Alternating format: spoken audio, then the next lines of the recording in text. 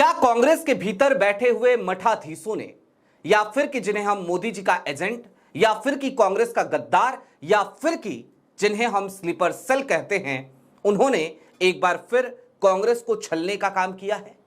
और क्या इस बार सिर्फ कांग्रेस को नहीं छला गया, बल्कि वास्तव में छला तो गांधी परिवार को गया है? हालिया दिनों में एक तस्वीर बहुत तेजी से वायरल हुई, जिस तस्वीर को किसी और ने नहीं बल्कि राहुल गांधी के चचेरे भाई वरुण गांधी ने ट्वीट किया।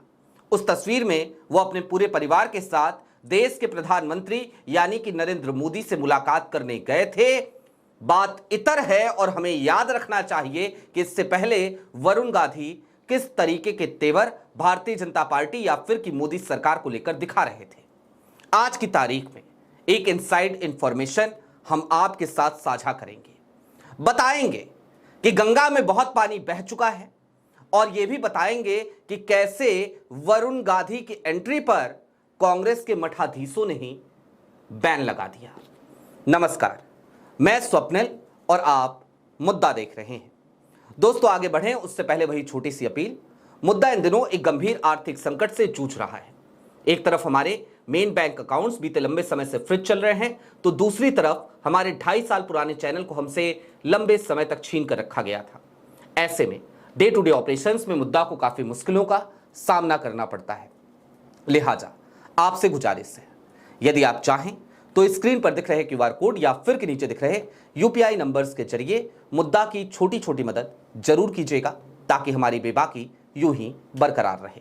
अब आगे बढ़ते हैं। दरअसल वरुण गांधी की इस तस्वीर के आने के साथ ही तमाम सियासी पंडित ये अटकलें लगाने लगे कि देखो, सब तो मंगल ही मंगल था, सब कुछ तो बेहतर ही चल रहा था, सब कुछ चंगा सी।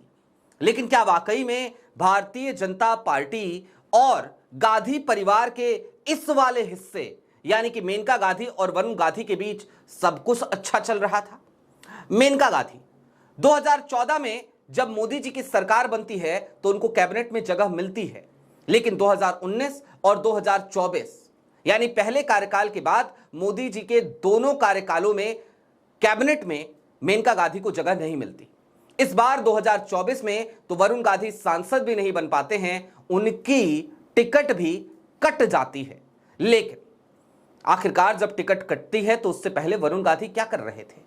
जवाब है, वरुण गांधी लगातार मोदी सरकार की तमाम नीतियों पर सवाल उठा रहे थे। मोदी सरकार की सांप्रदायिक राजनीति का वो हिस्सा नहीं बनना चाह रहे थे और वो लगातार देश की बिगड़ती हुई अर्थव्यवस्था को लेकर सरकार पर तंज कस रहे थे, बावजूद इसके कि वो सांसद थे भारतीय जनता पार्टी के। इतना ही नहीं हो रहा था, बल्कि उत्तराखंड में जब बद्रीनाथ के दर्शन करने राहुल गांधी पहुंचते हैं तो आनन फानन में वरुण गांधी का भी कार्यक्रम एक दिन पहले ही वहां का लगाया जाता है। वरुण गांधी भी वहां पहुंचते हैं और दोनों भाइयों की बद्रीनाथ में मुलाकात भी होती है और उस वक्त पे आधे घंटे की ये मुलाकात खूब चर्चाओं का विषय बन जाती है।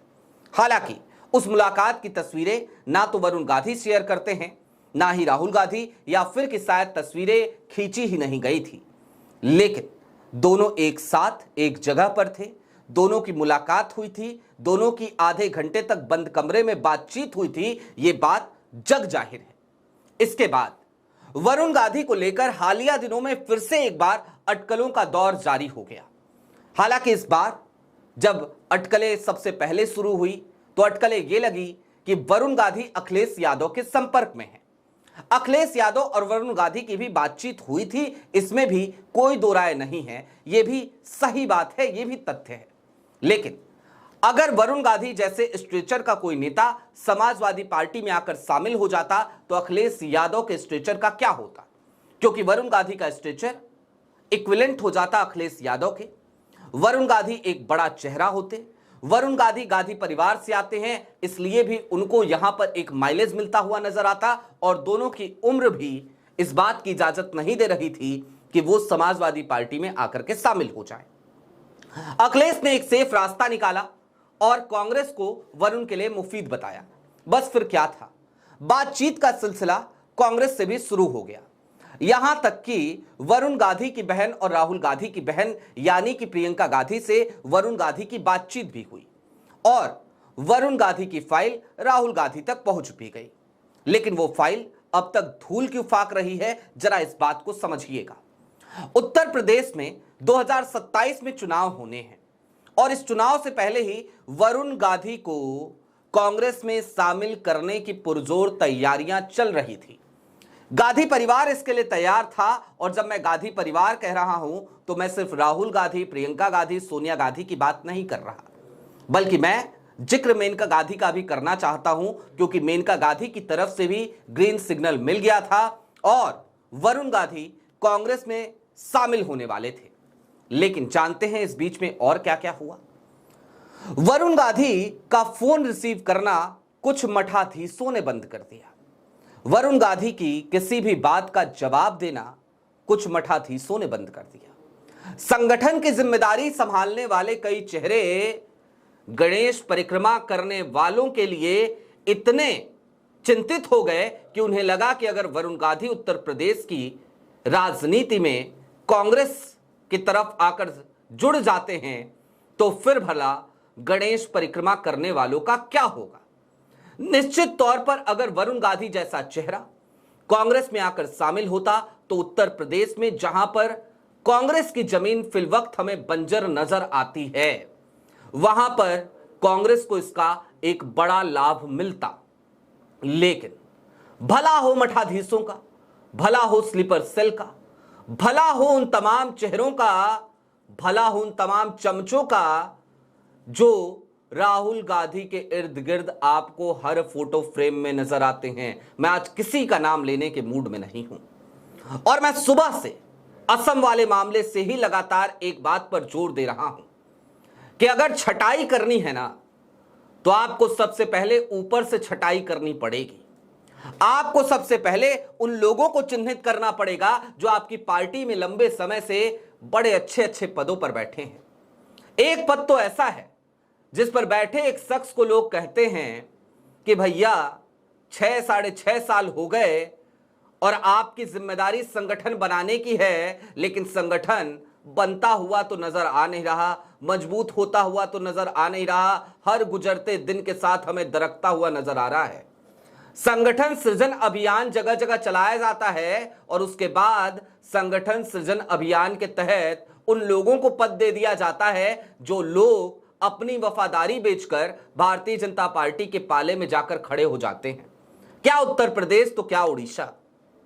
उत्तर प्रदेश में ही हालिया दिनों में आपने एक वीडियो देखी होगी कि एक जिला अध्यक्ष जाते हैं और जाकर के भारतीय जनता पार्टी के अध्यक्ष का पैर छूते हुए नजर आते हैं। गए क्या करने थे जानते हैं आप?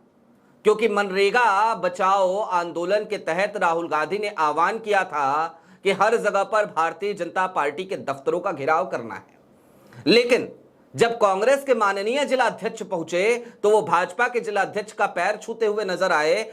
भाजपा के जिला अध्यक्ष कुर्सी पर बैठ गए, कांग्रेस के जिला अध्यक्ष हाथ जोड़े खड़े रहे। उसके बाद उनके लिए कुर्सी आती है और फिर चाय बिस्किट का इंतजाम होता है। वो वहां पर चाय पार्टी करते हैं, अपने 4-5 लोगों को लेकर के गए थे उनके साथ और फिर वापस घर पे आ जाते हैं। ये मनरेगा बचाओ आंदोलन के तहत आंदोलन किया था कांग्रेस के एक जिला अध्यक्ष ने।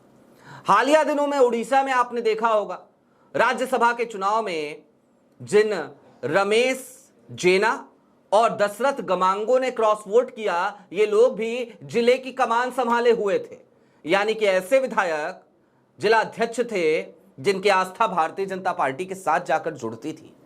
तो भला ऐसे संगठन सृजन अभियान का क्या लाभ, जब संगठन सृजन अभियान के तहत उन लोगों को ही जिम्मेदारी दी जा रही है जिन लोगों की आस्था कांग्रेस की आइडियोलॉजी में कम, नेहरू गांधी की विचारधारा में कम, आइडिया ऑफ इंडिया में कम और भारतीय जनता पार्टी की राजनीति में उनकी दिलचस्पी ज्यादा है, उनकी आस्था ज्यादा है, उनकी श्रद्धा ज्यादा है। अब चलते चलते एक बार फिर वरुण गांधी की बात कि हुआ क्या, खेल क्या हुआ। तो जैसा कि मैंने आपको बताया कि लगभग सब कुछ तय चल रहा था। नियत समय पर यह तय हो चला था कि वरुण गांधी कांग्रेस में शामिल भी हो जाएंगे, लेकिन उसके बाद एक इग्नोरेंस का दौर शुरू हो जाता है। वरुण गांधी के करीब के लोग कांग्रेस के कुछ नेताओं को, जिनको वो की कांटेक्ट समझते थे, उनसे संपर्क करने की कोशिश करते हैं और शुरुआत में टालम टोल की जाती है, फिर एक लंबे समय तक उन तमाम लोगों के फोन कॉल को रिसीव नहीं किया जाता, इग्नोर किया जाता है और यह दौर लंबे समय तक चलता है। लंबे समय का मतलब समझ लीजिएगा कि यह दौर सिर्फ 1 महीने 2 महीने तक नहीं चला, बल्कि 6 महीने तक वरुण गांधी ने खूब इंतजार किया। जाहिर सी बात है वरुण गांधी एक राजनेता है, जाहिर सी बात है वरुण गांधी को आगे भी अपनी सियासत को जिंदा रखना है, वरुण गांधी को अपनी सियासी चिंता जरूर सताएगी। और ऐसे में अगर आपकी तरफ से रिस्पांस नहीं आएगा, लंबे समय तक नहीं आएगा, बातचीत 1 साल तक अधर में लटकी रहेगी, तो फिर भला वरुण गांधी करे तो करे क्या। ऐसे में वरुण गांधी की वो तस्वीर जो आपने देखी प्रधानमंत्री नरेंद्र मोदी के साथ, वो कड़वी हकीकत है, कड़वी सच्चाई है। कांग्रेस के मठाधीशों और मोदी साहब के एजेंट्स जो कांग्रेस में बैठे हैं, उनकी वजह से वरुण गांधी फिलवक्त अब कांग्रेस में शामिल होने नहीं जा रहे।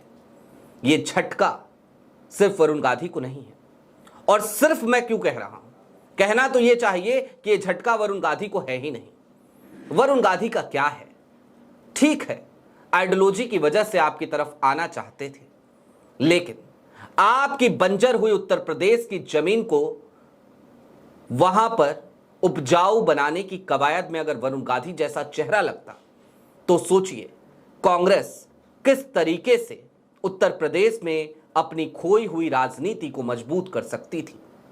लेकिन जब जड़ों में मट्ठा डालने की कवायद वो तमाम चेहरे कर रहे हों जो कांग्रेस के निर्विवाद रूप से सबसे बड़े नेता यानी राहुल के इर्द गिर्द ही बैठे रहते हों, राहुल के इर्द गिर्द एक कोठरी बनाकर बैठे रहते हों, सबकी एंट्री पर बैन लगा के बैठे रहते हों, एक पहरेदारी लगाए बैठे रहते हों, जब वही लोग मट्ठा डाल रहे हैं तो कोई क्या ही कर सकता है। आपकी क्या राय है वो हमें कमेंट बॉक्स में जरूर बताइएगा। अभी के लिए दीजिए इजाजत, चलते चलते फिर वही अपील, चैनल पर नए हो तो सब्सक्राइब करते हुए जाइएगा, सक्षम हो तो छोटी छोटी मदद मुद्दा की जरूर कीजिएगा। बहुत शुक्रिया।